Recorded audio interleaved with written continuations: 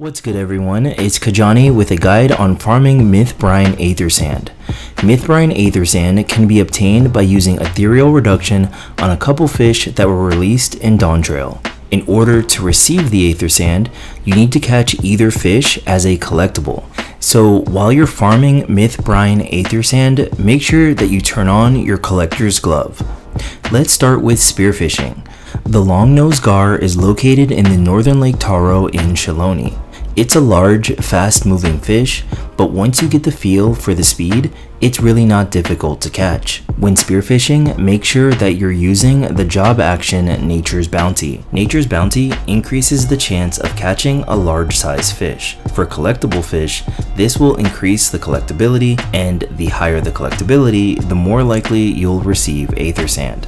Alright, let's show an example. First thing I'm going to do is use Nature's Bounty. Now I'm just going to vibe and wait for a Longnose Gar. Alright, oh, look what we have here. This is our first Longnose Gar. I'm going to use Nature's Bounty again and just chill. Another useful job action is Baited Breath. Simply put, it gives you more time in a teeming water. So I went ahead and used it twice and hopefully it pays off. Now, we just wait.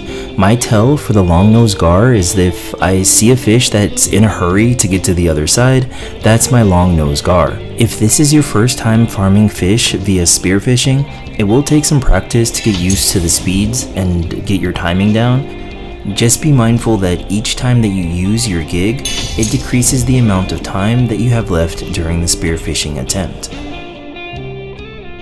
Another option to farm Mythbrine Aethersand is to fish for the Cleyran Carp. The red maggots can be purchased from any script exchange using your orange gathering scripts, or you can purchase them from the marketboard. Before you cast your line, use the job action Prize Catch.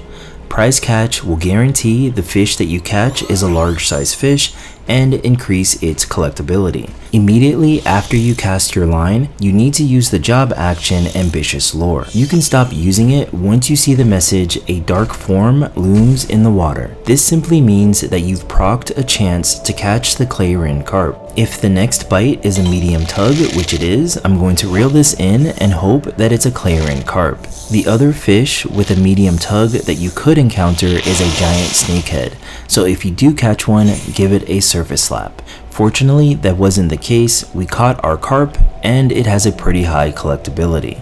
I want to highlight some other things that could happen while you're farming for the Cleyran Carp. You can use Ambitious Lure up to 3 times per cast. Sometimes after the third one, you don't get the proc. If you don't get the proc, then reel in your line and start over. So I didn't get the proc here, so I'm just going to use hook to bring in my line, then cast again.